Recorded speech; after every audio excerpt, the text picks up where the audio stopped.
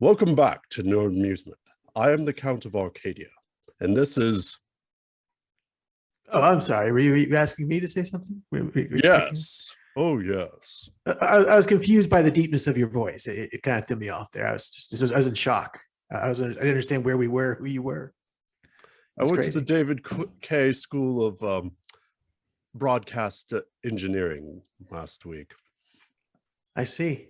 Okay. Well, yes, this is the Nerdmusement podcast, where if it amuses nerds, it's Nerdmusement. Oh, this is yes. his usual Quinn and the Count, but a much deeper version of the Count.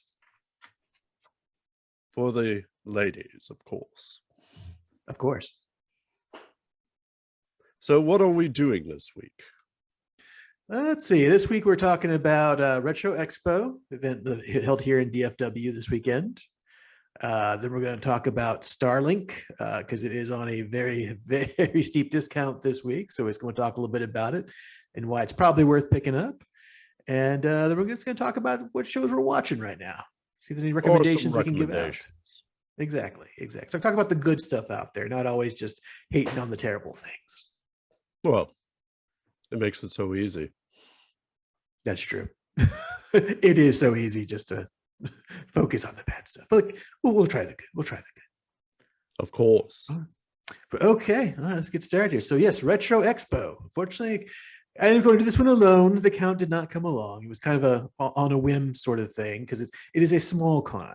It only runs from Friday evening, not even full day on Friday, just the evening, and then full day on Saturday, and that's it. So it's a day and a half event, and it's not even an event you really spend the whole day at, even if you are going on Saturday. You're basically there for a few hours in the afternoon. You go around a very active dealer's room. They had at least 40, 50 dealers in there. Place was packed, so great comeback there. And then also they had some pretty good guests. They're supposed to have Lance Henriksen, and they're supposed to have Jason David Frank from Power Rangers. David Frank from you Power mean Rangers. Ranger? And White Ranger, and then Red Ranger, and then Black Ranger. Yeah, he's been many Rangers. But those two, the Rangers of the Rainbow. But those two had to postpone. They're not canceled. They made a big point about that. They're postponed, so they'll probably be at next year's convention. So in 3 months. Yeah, that's the thing. The next convention's like in March. So yeah, 3, 4. Depends how you do your math exactly. But yeah, not far from now. I'm going to share my screen. So do they even still have their guest list for this year? No, but they have a website. There we go. Yeah, I think so. So the big one was that they got Chuck Norris to come in as a replacement. So that obviously drew a lot of crowds. And also had you know her. No, name. did he punch the convention? I don't know. They put him in his own signing room. So, I guess it was for the safety of the rest of us.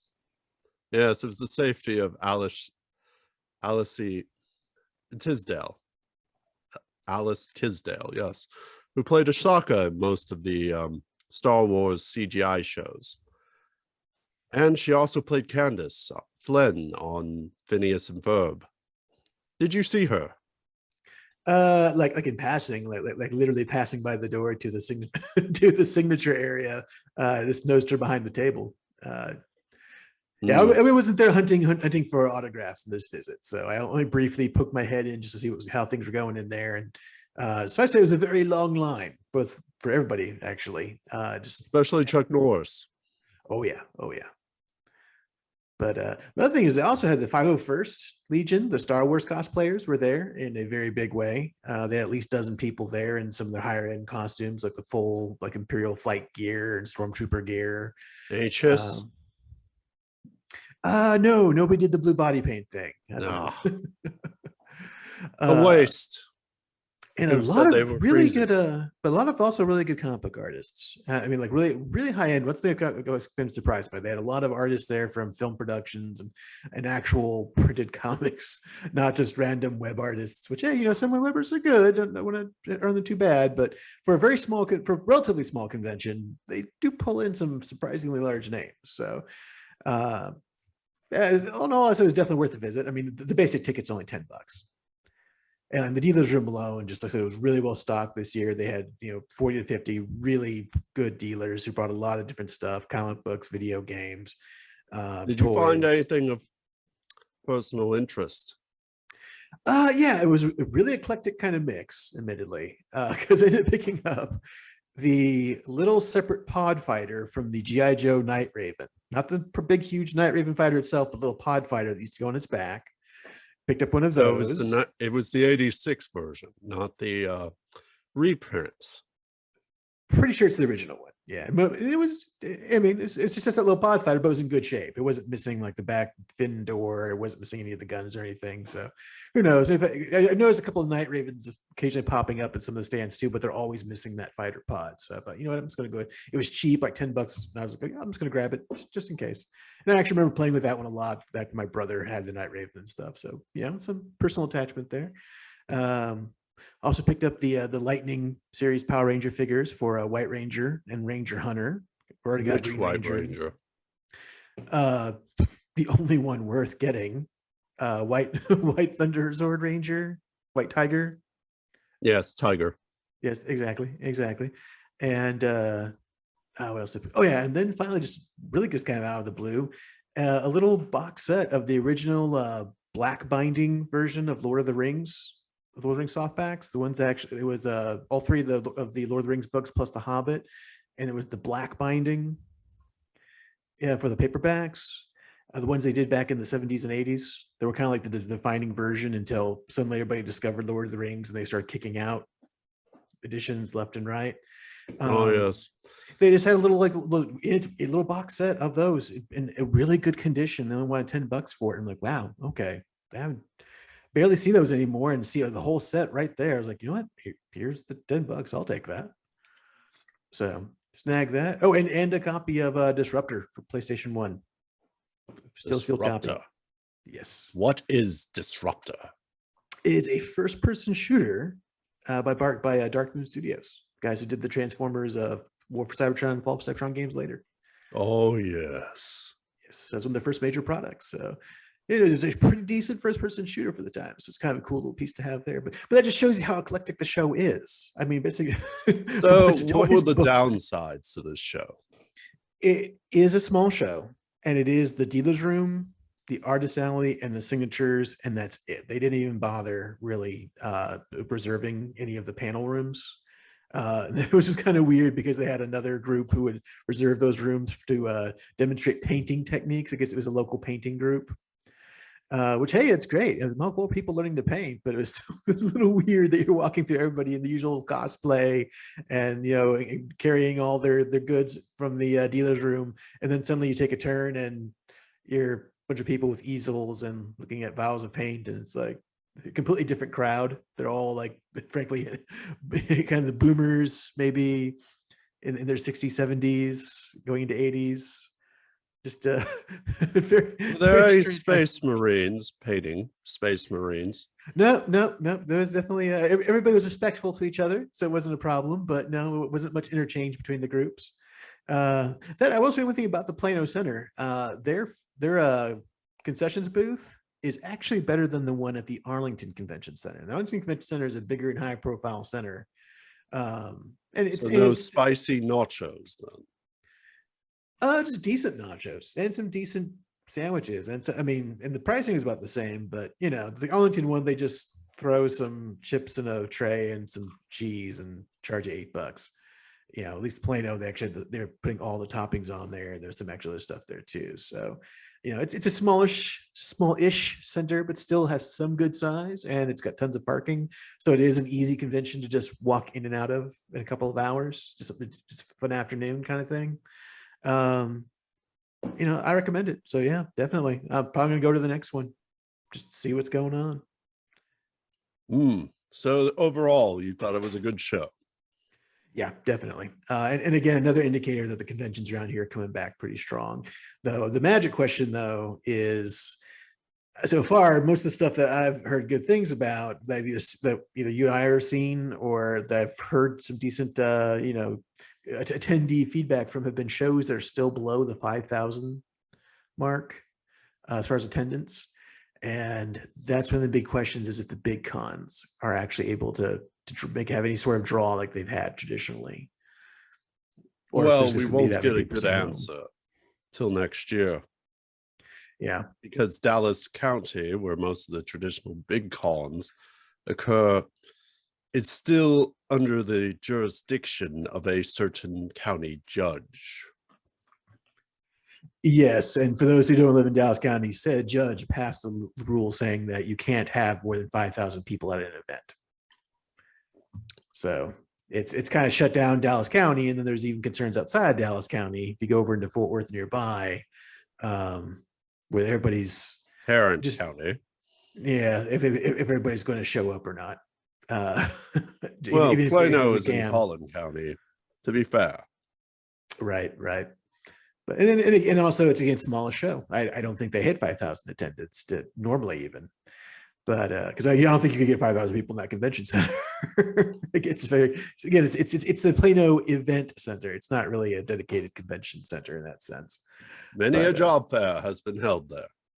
Oh, I'm sure. And it's actually my first time going to the Plano Event Center. I mean, I've seen events listed there before, but it's my first time wandering over. So, and again, it's a nice little center. It's nice. Plano did a good job with it. It'd be interesting to see if they build anything bigger in the future. But Yeah, so my family. Moving on along. But before we go too far, I have a lovely photo that I discovered while preparing for the show tonight. Uh-oh. We're going on to that season. Yes, you can find this photo on the Nintendo store. I recommend getting it before it disappears. Okay, so there's giving out background desktop images for people to put in their backgrounds. No, this is just an image on the website, but it's okay. very well done. That's very festive. It's Yes, nice. It's nice. And I'm sure they'll be selling this at Universal Studios Japan soon. Oh, I'm sure. Well, of course, that takes us to, we'll just take that as a segue to our next topic, holiday sales. Particularly, we noticed that one title that went on sale this week was Starlink Battle for Atlas, which was a very high-profile title when it came out, but didn't turn into the success that Ubisoft wanted it to be. So that's why it's on sale now with a huge discount. There we go. So usually it's $20 or $80 for the deluxe. That's down to 20. Collect the expansion packs, usually 60. It's down to 12. Or if you want the base game, it's down to 10. So very steep. We're looking at 70+% kind of cuts. So for around $40, you can get everything you need. Right. Released for Starlink. But why is Starlink so good on the Switch? Why can't I just get it on the PS4 or the Xbox One? Because then you wouldn't get the Star Fox content, which is unique to the Switch version, and which completely kind of changed the way people saw the title. Because it's not a Star Fox game, but we haven't had a Star Fox game in so long that people, when Star Fox appears in it, people start wondering, is this maybe the way the Star Fox franchise should be going? And that's actually a pretty good question, because it did kind of suggest some interesting things in that direction. Not officially, but unofficially, as far as what works with Fox and the other, and Slippy and Falco and Pepper and all the other characters. It kind of works. I mean, so right off the bat, we'll just kind of cut to the main point. This is a game we both recommend very highly. We definitely think that especially at that price. Especially at this price, anybody should be loading up, because all together with the base game and all the expansions and even the extra add-on for the additional Star Fox pilots, you get everything for this game for $48 on the Switch store right now. And it's a good game. I mean, it's fun to play. It's fun to, looks good. The flight mechanics worked. You could actually go forward without having to pull 3 different buttons. Right. And you could fly around in space, down into planets seamlessly. You just approach the planet, go through re-entry, and boom, you're there. Which was something that No Man's Sky, for instance, which finally got to a playable state in the last couple of years, was not very good at doing when it originally came out in 2018. Right. And you could fly anywhere to any planet. Well, more planets became available over time, but you had a lot of choice what planets you wanted to go to, and then how you could then fly on that planet, find resources, build up allied facilities. So there's like a strategic element to it.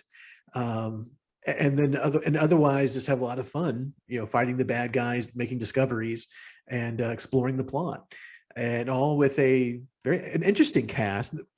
We weren't developed as much as they really probably should have. We'll come back to that. And then of course, Fox, as your pilot, and the R-Wing as your craft, amongst so many others, because there's a ton of weapons and ships to choose from, and you could customize everything and upgrade, and just, again, there's just tons to do.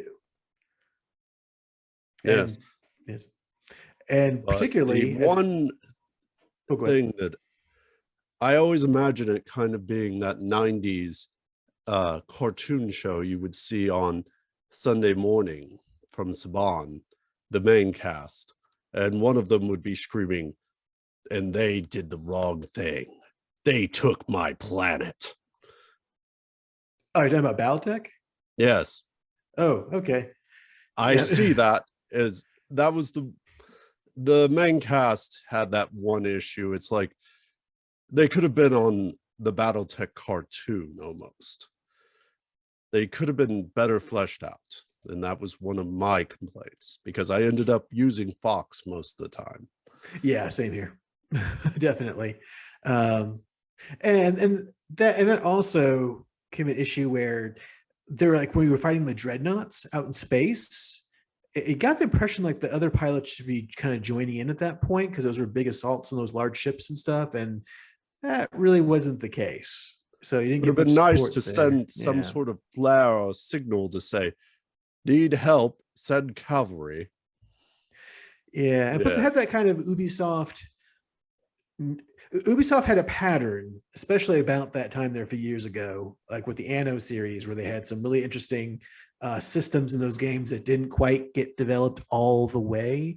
Kind of same thing here too with the ship upgrades. With the upgrades you found by defeating enemies, you could level those up and so forth. Those weren't quite. You get the feeling sometimes that, they want to do more with this, or they were going to do some more testing with this, but they didn't quite. So there was a little bit of roughness there.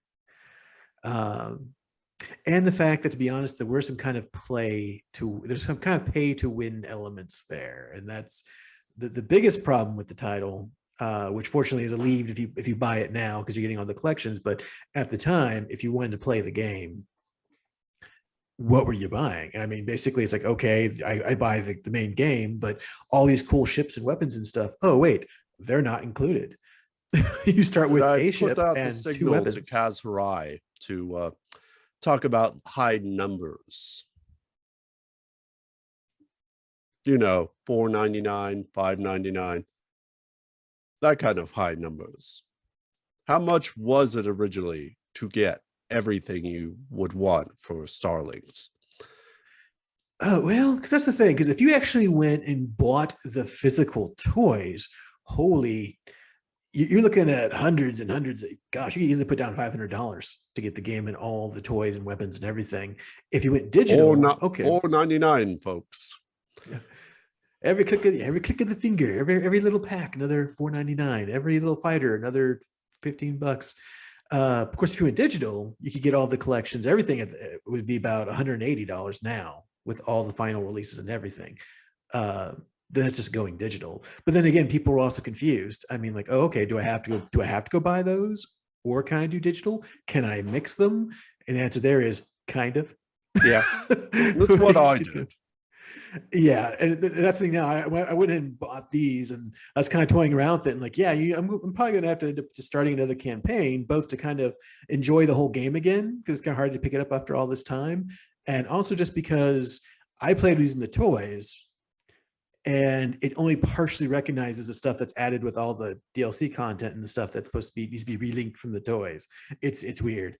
So that was, and I mean, obviously that was their big purpose with the game, was to sell that stuff and make some major money there, but it really kind of impaired the play of the game. And plus, right off the bat, again, if you just bought the base game, you only had like 2 weapons, And there's this whole system of elemental weapons in the game of different elements like fire, ice, void, and stuff. And that you use that against supposed to defeat enemies more effectively, depending what the element of an enemy is. So if you're fighting a fire enemy, use ice kind of thing. Use an ice missile or an ice blaster. One of the things I think we both can agree on is that unfortunately it came at the tail end of the Toys to Life genre. Exactly. Yes. And which yeah, everything else in that has died off, including Starlink. People just kind of moved past that. The only thing that survived that is amiibos. yes. Yes. And the problem here again also was the fact that those elements, there's whole sections in the game where you have to unlock these puzzles, these elemental puzzles to get into major temples, to get major equipment and such. And again, that stuff wasn't, you only got 2 weapons with 2 elements with your Space Start game, which means that whole section of the game was off limits to you. And a lot of the more powerful enemies, well, you needed special elemental weapons to defeat them effectively, which means if you didn't go buy those extra collections, you were going to have a hard time. But so if you have the digital collection, you're good to go. But then you're still buying DLC to beat regular campaign opponents and unlock in regular campaign content, so that's kind of a pay to win component, or even kind of a undisclosed DLC requirement, which that kind of annoyed some people understandably too. So it was a good idea though, because the actual plastic toys of the Starlink reminded me in many ways of a forgotten 80s line, Starcom. Very well quality toys. Yes. Yeah, they're very well made, very, very interesting designs. Yes. And probably the best version of an R-Wing in physicality that anyone ever had. Yes. And that's basically too, the biggest legacy of the game, besides just being a fun game to play. And again, if you buy them now, you're getting the full DLC pack, so you don't have to deal with any of this crud we're talking about. If you buy it now, you're past that. You just got all the content. Good to go. Is it beyond being a fun game? Is that element that we had Fox, we had the Star Fox crew in a new title, a modern title with modern design concepts, and it was fun. And most of those concepts will easily go straight out of Starlink into a Star Fox game if somebody wants to do it, if Nintendo wants to authorize it. Just having it, because we're used to the Corneria map, or the map starting with Corneria and going to the other planets in the in the system in that kind of on rail system though, from the original Star Fox games. They could easily bring this over and just, have that same map, except you choose which planet you want to fly to. And you could choose between the main 4 pilots, or maybe even add in Star Wolf or in Crystal and all the rest of those as more pilots you can choose from. It's so many of these systems would come over so easily and adapt so well and would really work. That is a good question. Is Crystal actually belong to Nintendo, or is she actually a Rare character? Well, they used her in Armada. Well, not Armada. What's it called? It's that last Star Fox title they did on GameCube. Assault. Yes, there we go. And she was also in Star Fox Command on the DS. Yeah, and I don't think that either of those were. Was there a fee that Nintendo gave to Rare or Microsoft in this case? I don't think so. And also, if you remember those, excuse me, Star Fox Adventures, the base game didn't have Crystal in it. When the original game that got repurposed into Star Fox Adventures, she was not a character from that game. She was created new when they refurbished it into being a Star Fox title. I don't know. I think she was always there. She was a cat at one point. Yeah, exactly. It wasn't the same character. She was not that original character who she's kind of developed from was not the main character, and she changed dramatically when they did the Star Fox redo. So yeah, I'm pretty sure Crystal is part of the Star Fox just overall franchise now. I don't think she's a Rare property.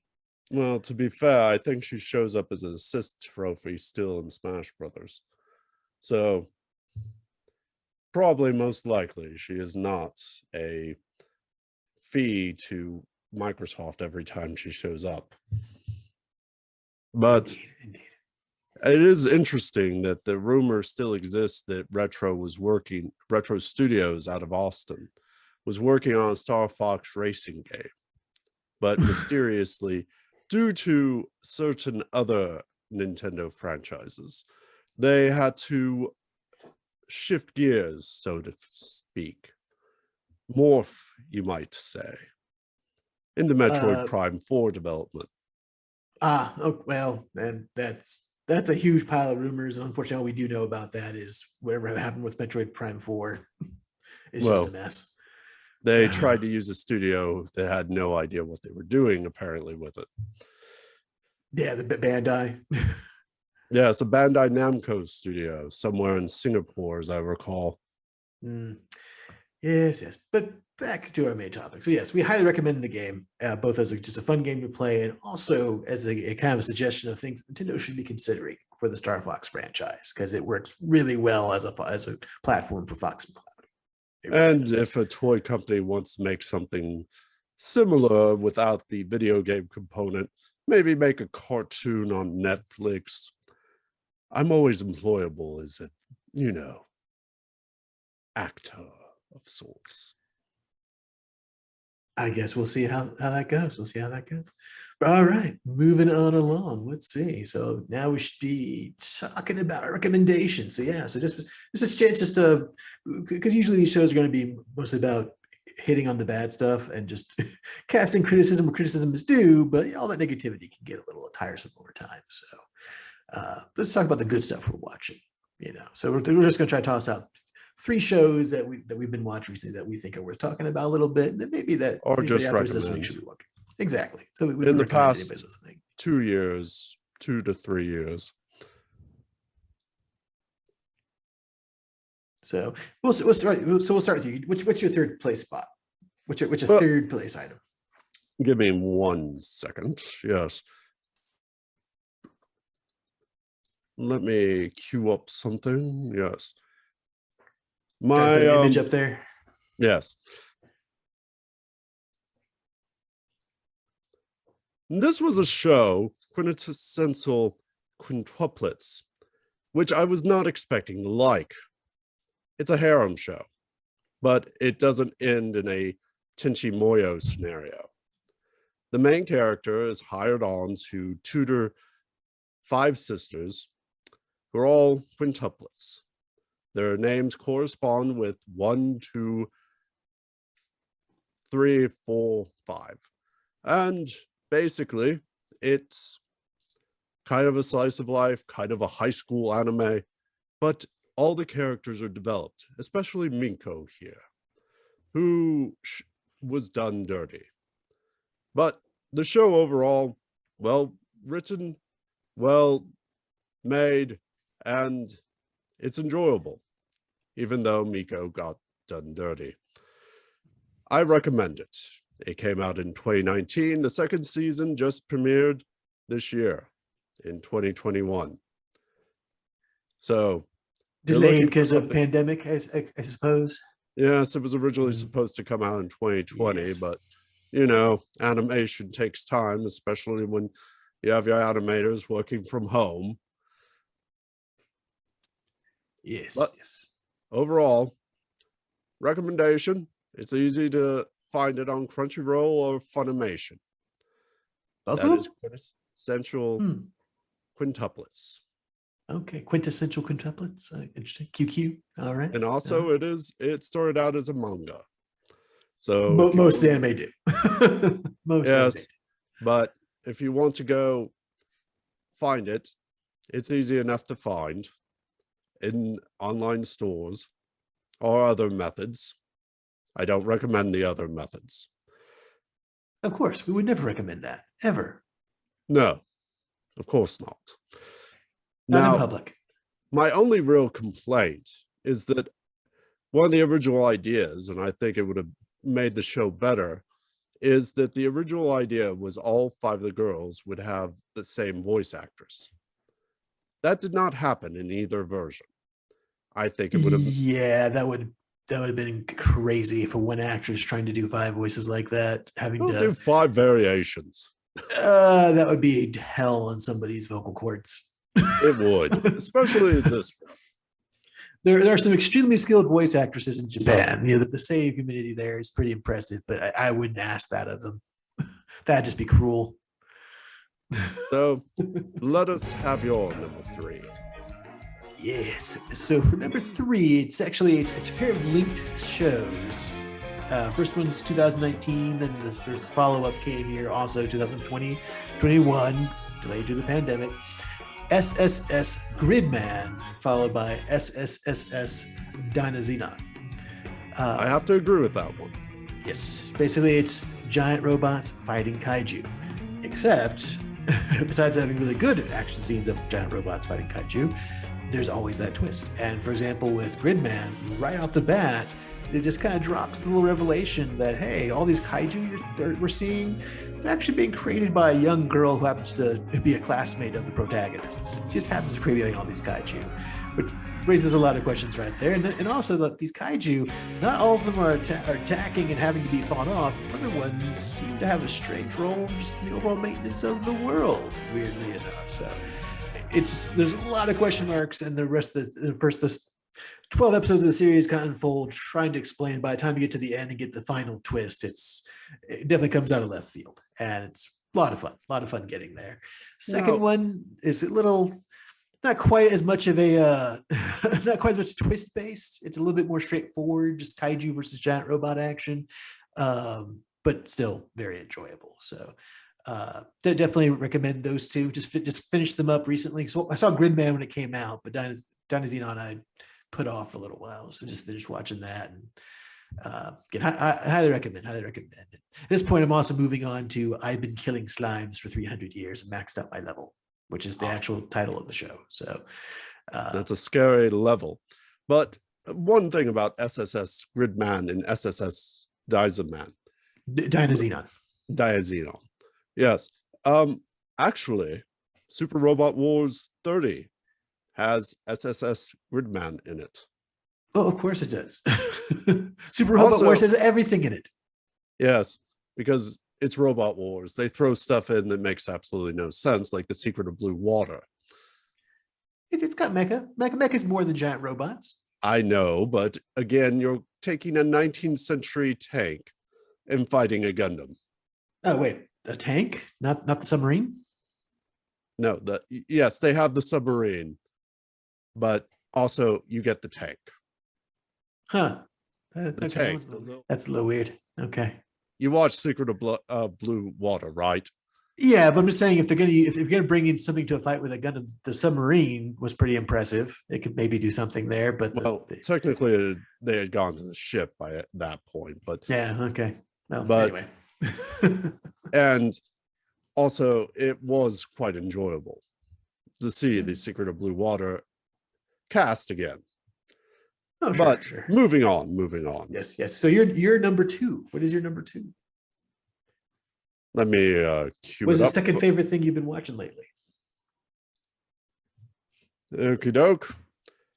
How about a series where people end up in a new Stone Age, led by Dexter from Dexter's Lab?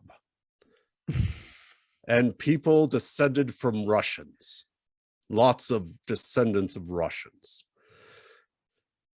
Yes, I'm speaking of Dr. Stone, a show that started as a manga and has evolved into a show that slightly gets a science lesson in each episode, and yet isn't a obnoxious show trying to give me a lesson in some pseudoscience. It's like Super Science MacGyver is the idea. Yes. It's actually interesting when it's how he's not going to die this time. Yes. It's like, lots of almost death in this show. And also good villains, good character development, and also there is quite a bit of interesting cultural phenomenons. And also it begins with a mystery. How does the modern world get petrified? Literally. Yes. Yes. And then 3,000 years later. Which season are we on now? Because I think it premiered. Third is about to come in next year. The manga is much farther ahead, and there's plenty of room for, Yeah, I think that's an overall phenomenon too. That because while a lot of animation studios had to slow down dramatically as their crew, spread out back to their homes and to other spread out facilities, all the mangaka who are doing these manga, David's been doing 1 or 2 or 3 man crew for a long time, and or just working from home or an isolated studio. So they just kept on churning out the pages almost unimpeded. So Yes. yeah, it's all the problem we had for the longest time, where anime would always jump ahead of the manga. So it really is an issue right now, just because at this point all the mangas have jumped ahead of the anime. He finally Yes, we built up aren't some going to leads. see some filler arc where, for no apparent reason, they meet a tribe of people who wear lampshades on their heads and are never spoken of again. Exactly. Just whatever you need to get those episodes. But this, fortunately, now they don't need those episodes. So it's all good. Though It's all you good. speak of mangakas, it is a remarkable thing that Rumiko Takahashi will clean her house, then spend 6 hours drawing only to cook dinner and then clean her house again. A remarkable woman. Oh, Rumiko Takahashi, Yes, of eh, Rama one half, and also uh, Inuyasha, yes, Yurusei and the Yatsura. sequel series to Inuyasha that's currently being streamed. I almost put it on, but there are things that are good about it and things that are it's kind of repetitive. Well, yeah, I mean, Inuyasha was very episodic. I mean, it dragged out much longer than it needed to, because they Well, eventually wanted to add a lot of just a monster of the week with a sliver of the jewel kind of thing. the real problem there was they caught up to the manga, so they had to give Yeah. Rumiko some time. And so that's why there was the split in the show between the main series Inuyasha and then the final act several years later. Yeah, I'm told that also played a role in the earlier episodes of Dragon Ball Z. Basically, the where you had like the original Saiyan battle on Earth, and then the Namek saga, how they really stretched out the fight scenes. Or they Well, had the silly arc where, for no apparent reason, they found false Namek. yeah. But the point being, just yeah, I think they needed they needed Akira Toriyama to have some time to write out some more plot stuff. Yes. She's a manga Now, sheet what is your number 2? You know what? Kobayashi's Dragon Maid, the second season, Dragon Maid S for Super. Uh, it's just a fun show. It's a funny show. Slice of Little bit life. of a little bit titillation. Throw a little I fan hear there's service, a pint-sized dragon with a little bit of naughty bits. which is to say, enormous boobs. Yes. Yes, exactly. That is accurate. That is indeed accurate. What's her Because you name? see, I blank on her name right now. But yeah, It'll come to you. exactly. Yeah, so she's actually, I've actually read the manga a bit, and she was a bit more developed out there, I think, story wise. Um, The manga has a very cute art style, unusual for the genre, actually.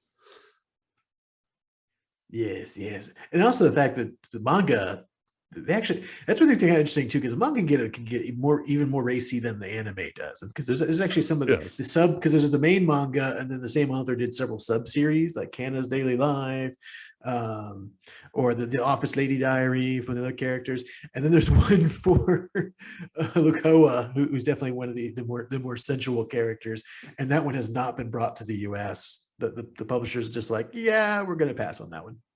Yes, For now, I at least. don't think it's possible to release that at Barnes and Noble. Yeah, the No. animators have been like, yeah, we'll put that one off. That one might be a hentai if we actually did it. Well, it almost worked for interspecies reporters or whatever that was called. Yes, but yeah, but it's a fun series. It's good to see the studio come back after the terrible fire, of Yes. course. And it's just, Kyoto Animation.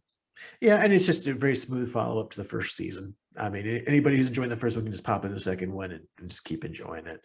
And so it's just, it's happy to have that. And now of course that viewing slot's been replaced by Kyokai Senki. So yeah, good stuff all around. Good stuff all around. I believe that takes us to your number one. What's your number one animated thing you're watching these days?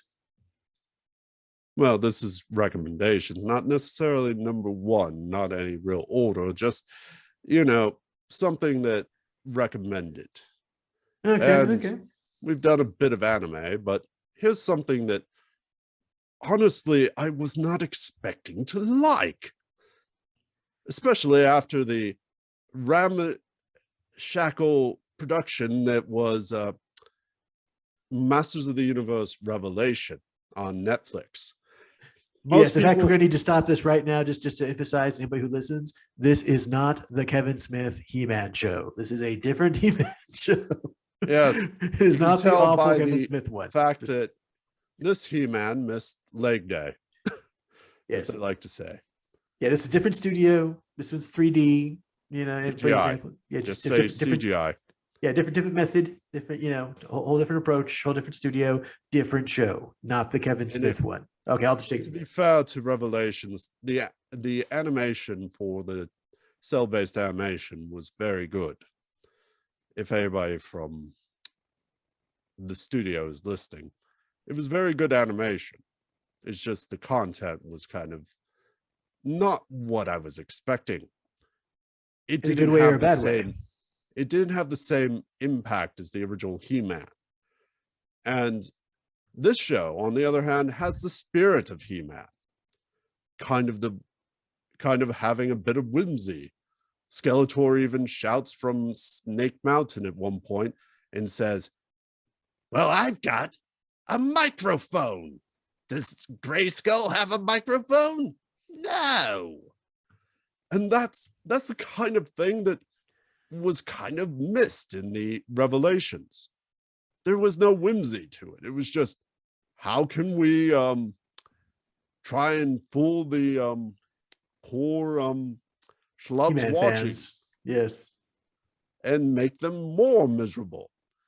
I'm not sure. How can we take the people who actually like this show, who actually like this character, and just make their lives sad? And David Kaye got to play Battle Cat, which honestly, I did not expect to think he could do it. He did it with amazing gusto. He took his Megatron voice and he just aimed it down a bit. And Wait, so like Battle Cat has like lines and stuff? Yes. I would assume his lines would just been roar, or maybe that was longer only the roar. 2003 series. Battle Cat talks. Oh, okay. Yeah, it's been a while. Yes. And also the Skeletor they got. No offense to Mark Hamill, but to be fair, his Skeletor is basically Joker without the laughing every 5 minutes. Yes. And then you had Sarah Michelle Gellar, who instead of playing Teela, played her kind of as a soft, her normal voice with no real emotion. So, well, again, you're talking about the Kevin Smith one at this point. So let's focus on the good one. Yes. So, whereas the actors and actresses in the new one actually got into the roles and gave it gusto. You had Brady Isle, who played Evelyn in this version. Very good. Very good. And the woman who played Ashley in Mass Effect played Teela in this one. Now, there are some changes. He-Man looks like some sort of more techno knight than a techno barbarian. Yeah, that art does look a little weird. Yes, but it overall works. And also, they brought back the idea of Keldor being He-Man's uncle, which I thought was going to be a plot point in Revelations, but turned out not to be. Right now, it's at the midpoint of the first season, like most Netflix shows. They divide up the season into two different parts and call it two different seasons. And it ends on a kind of dark note, but overall, I recommend the show, and it's fun, and it has a good Skeletor. It has a good He-Man, and it's the kind of show you want to show your kids. All right, all right. A quick reference for anybody listening: the voice actress that he was referring to is Kimberly Brooks, who also did Yes, Ashley in Kimberly Mass Effect, Brooks. and she did very good Very work in another one. So a yeah, very talented actress yes, yes. who often gets kind of overshadowed. So what's Indeed. your Well, let's say so. My number one is also a non-anime. So I finally got around to pulling out the Harley Quinn animated series. that one. And yeah, it's kind of all over the place, and sometimes it can get a little woke in some areas, but in other areas it gets really anti-woke. Yes. And it is a really fun show, and they have a lot of fun with the characters. A lot of good voice acting. Kaylee Kuko really does a good job with Harley. The rest of the cast each just take their Jim Rash doing the Riddler. It's Jim Rash from Community. Also DuckTales. Yes, well, they don't have many projects, and it's just they don't take themselves too seriously, but at the same time, they really kind of look at each character and find a fun element or interesting elements to play with when they put the humor together, and also into writing some pretty interesting stories, just outside the humor even. And they're willing to actually run with them throughout the entire series. It's episodic, but they still keep carrying elements over. So there's actually a overall plot to enjoy, even though again it's really intended as just as a comedy. So Two comments. yeah, it really ended up being surprisingly good. I thought I was like, oh, it'll probably have a few laughs, but at the end it's like, you know what? Okay, I got a lot of laughs, and I actually kind of like the characters. Kind of looking forward to season 3. So Kite Man got done dirty by Thelma and Louise. yeah, That's but my since first comment. kind of, but Kite Man's kind of lame. So I Yes, don't. he is lame, but we all just doesn't want Harley to be happy, and obviously she's got a very real thing there with Poison Ivy. That's kind just of established refer to lore the now. Thelma and So Louise. We didn't have to go into that territory. and just it's just and Kite Man, he isn't a bad guy, but his whole thing is that he flies around with a kite, and that's yeah. He was Okay. made in the Silver Age.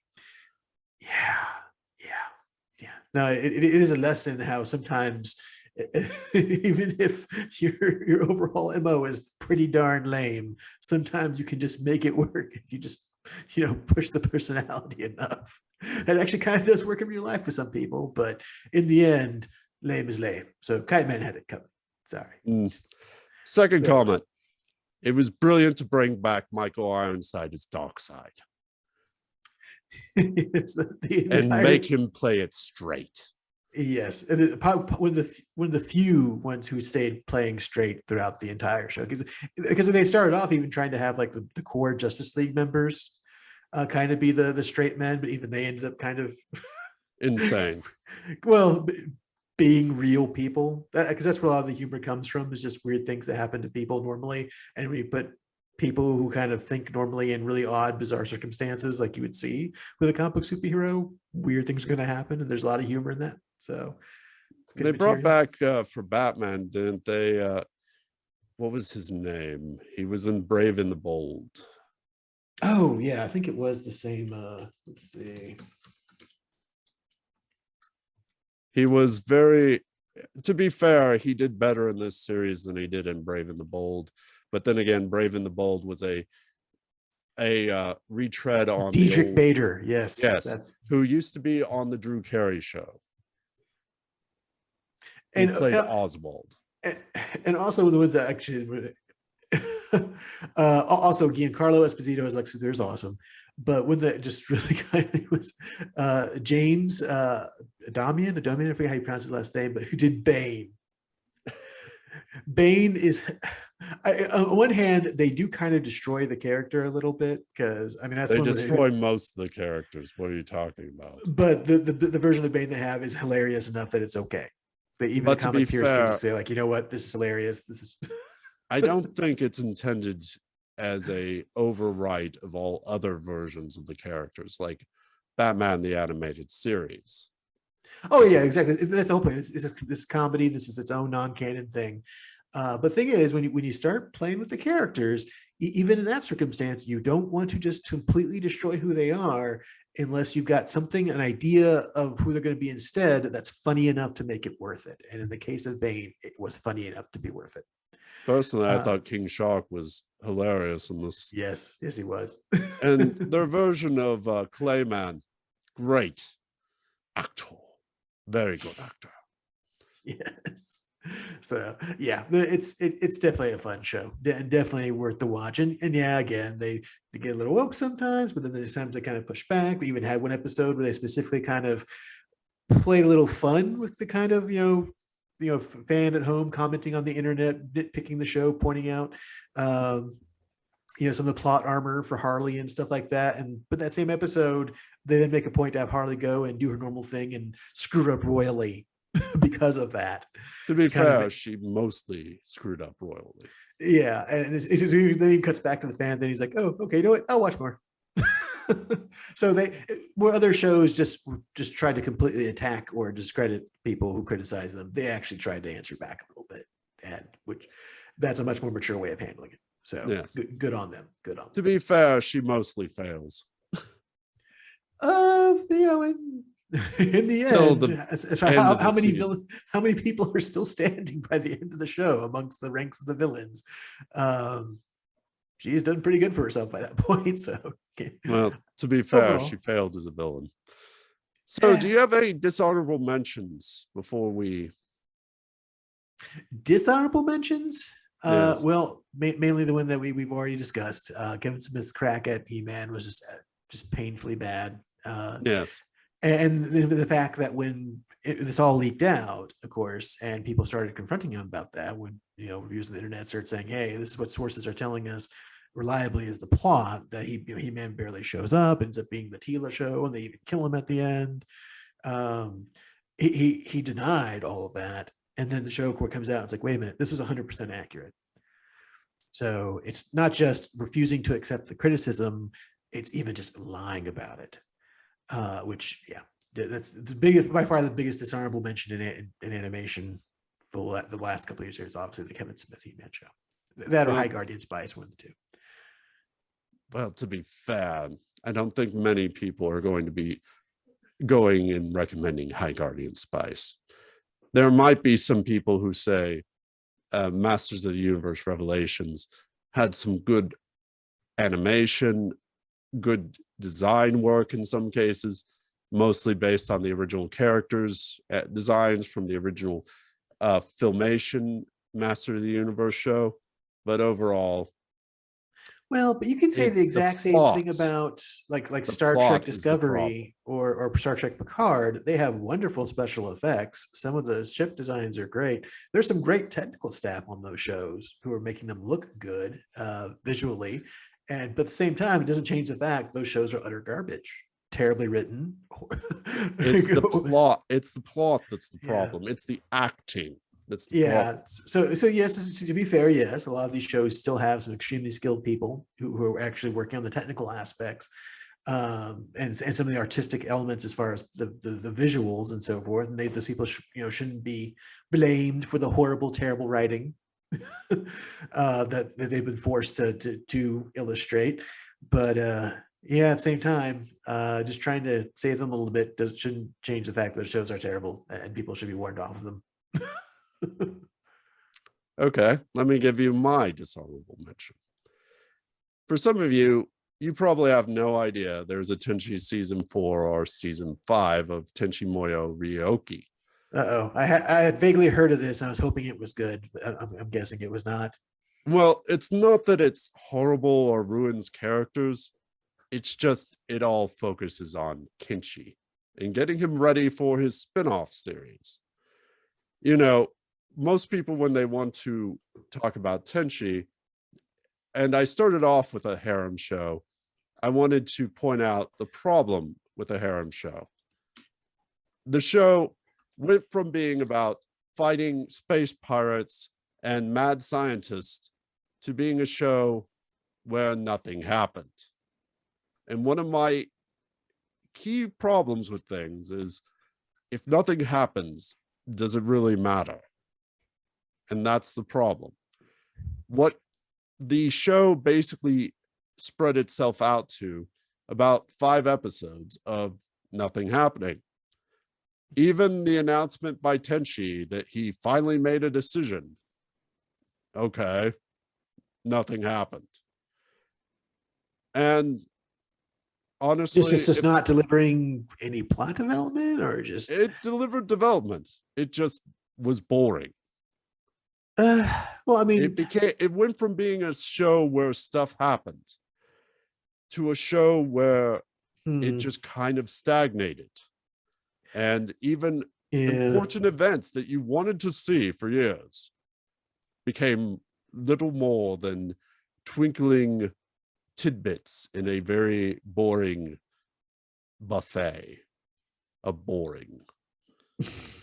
Well, I mean, that's always a danger with the Tenchi series, because while it has some great action sequences, it also has just tons and tons of slice of life made kind of interesting because the characters are interesting. So even kind of some mundane things can seem a little unusual and more fun than they normally would be. So I can see the danger how that could easily, if not done correctly, come real boring real quick if it gets too mundane, too normalized. But I don't know. And the thing is, the original Tenchi OVA and then Tenchi Universe both did, they took the same story elements, they did them, encapsulated them, got them all bounced out. They were great. They were exciting. Stuff happened. I don't see even how when you could go back to them and do Universe, them that much better. And I don't see how you could stretch them out more. I mean, Tenchi Universe got the most out of it I think you could really get. Yes. As far as getting an episode count out of it. So, but again, if it would have been a novel, fine. But it wasn't. It was just stuff that should have been exciting all went back to Kenshi. And I never liked Kenshi. Which is, for those of you who want to be spoiled, he's Tenchi's half brother. There, I said it. Who has his own spinoff called War on Geminar. Didn't they already do that one though? Yes. Season 4 and season 5 is setting up War on Geminar. It's a prequel to War on Geminar. Interesting. So they're kind of trying to set up. So they're trying to set up the stuff that they put out for War on Geminar at the same time, trying to get a little bit of the Tenchi fan group to enjoy some more time with Tenchi in his harem. Okay. Yes, but it wasn't exciting. That's the problem. So, did you have anything you wanted to put in there, but you felt? As far as I mean, as far as honorable, I guess you could say there's some honorable mentions. I mean, season 5 of My Hero Academia was pretty decent, and actually it felt good after the movies, kind of, because we've discussed in prior podcasts the problem with a lot of Japanese anime movies that are set in existing franchises is that they don't really tie them to the franchises, to the actual shows. Mostly. Yeah, and it's filler, and they just ignore it. So it's kind of weird. So it's like, okay, we've got some stuff to enjoy, but it's stuff we know actually has no significance. So as great as that battle up on the screen is, fun. Yeah, that's the thing. Yeah, but it's good to get things filler, moving again is an important thing. It's like the episode of Dragon Ball Z where you have Goku getting a driver's license. That's fun. Stretching out, this freezer fights. No, that wasn't fun. Slightly different. Both are slightly different variations on filler. But if the filler is fun, people will watch. If the filler is not fun, or if it's just retreads of stuff that already has been covered, no. But yes, I agree on season 5 of My Hero Academia, especially when it turns into the villain show. Yes, it does. And gives them more characterization and upgrades too. Indeed. No, also Invincible on Amazon Prime, definitely worth a watch. It's another Amazon dark take on superheroes, of course. To go along with the boys. Wasn't the original comic a dark take on superheroes? Yes, but they adapted it really well. And Yes. it's not, plus it's not the same as The Boys, because The Boys kind of it's the view from the normies having to deal with the superheroes, and The Boys is also really dark, as opposed to with Invincible. It's more focused on people who, some of the superheroes themselves, trying to find themselves their own personal identity within being a superhero. And then a few of the superheroes turn out to not quite be what you'd expect, but at the same time, it's not as I say as sinister as it would be in The Boys. Well, There's just this kind of recognizing the wasn't The reality of the Boys temptations of written power. by a certain cynical writer? Not this to put dark light on it because of the writer's more cynical attitude, but Robert Kirkman can be kind of dark, but at the same time, he has a love affair with obviously For DC The Boys, universe. because wasn't that Garth Ennis? Yes, it was Garth Ennis Okay. who did The Boys. Robert Kirkman, on the other hand, did Invincible. And honestly, it's a love letter to DC, the DC universe, if he could, Okay. play in it. Okay. Even though there are some Marvel characters in there. I'm sure the DC response was, "Oh, well, this is great, thank you, but no, we're not going to let you play in our universe." Yes. Well, we'll let you do an Elseworld, see if it sells, and then cancel you. But to be fair to DC, they have done some wonderful Elseworld stories like Kingdom Come, which, there is a nuclear bomb at one point.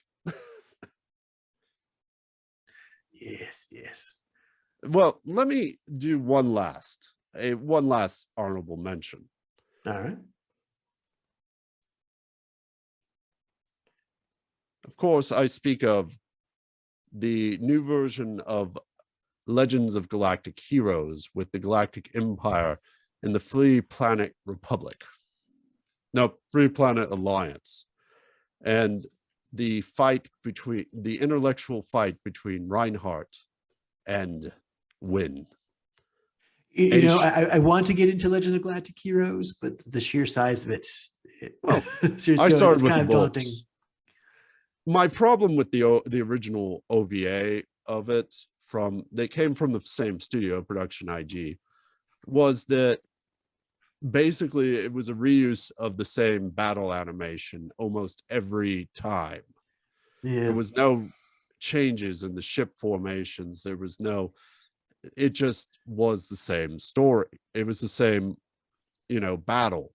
They line up and blow up. The book, which it was originally a book by a very good author, basically gave the ships much more of character and the tactics much more importance, and the ideologies. So the problem I ultimately had with when I originally tried to watch the OVA from the late 80s and through the 90s was that, okay, what am I watching? This is the same episode as last time. Whereas the new one distincts the characters a bit. Some have called it a bit, made them too much pretty boys in some cases, but at least they're more distinct so you don't get confused between one character and another. But it also has actual strategies and tactics that were used in the book. It makes it look impressive. My reason for not giving my full recommendation is that, one, the first season and the second season and the forthcoming third season are all chopped up movies. They are released in Japanese theaters and then chopped up for television consumption. I love the thing, but at the same time, it's not really a series. Well, I think the issue there is the fact that it is a niche. Well, it's a well-established niche fan base. It's still a niche. So the amount of money that they're going to be able to make off of it is in turn limited. So they got to take multiple passes at everything to try to get a little extra revenue out of it. So, Yes. and not to mention cut some corners on the animation sometimes. So You know, once you got that one sequence done, you got to use it a few times, especially in just to the fill it 80s and out. 90s. Oh yeah, yeah. So yeah, I think And that's just would be expected. it was always something that I was kind of disheartened about when I tried to watch it originally. But the new one, better pacing, less reused animation for the battle scenes, and you can distinct the characters much better. And I do recommend the books by Yoshiki Tanaka. Yeah, they're on my reading list. I swear, because I hear nothing but good things about the Legend There's of the only Galactic 10 Heroes of them. franchise. Yeah, they're only 10. Yes. Someday I Ah, hope that Viz actually gets around to releasing an omnibus. I hope to use it, get a second one and use it as a doorstop to keep out several invasions of rooms. Because this thing, if it wasn't an omnibus, it would be able to stop small boulders being used to open your door. I'm just saying it's very long. Each book is about 400 pages. So roughly 4,000 pages if they put an omnibus version out. No one's actually going to ever produce that, are they? No, they aren't. no. But if you ever have it's still available digitally, and I'm sure you can find it in bookstores still online, like Barnes and Noble and that other place from Seattle. What's it called? Talking about Amazon. Yes, Amazon. Mm-hmm. So that's our show this week. Next week, we hope to bring you a review of Ghostbusters Afterlife and some other fun things, because if it is nerd amusement, If it uses nerds, it's nerd amusement. see you next time.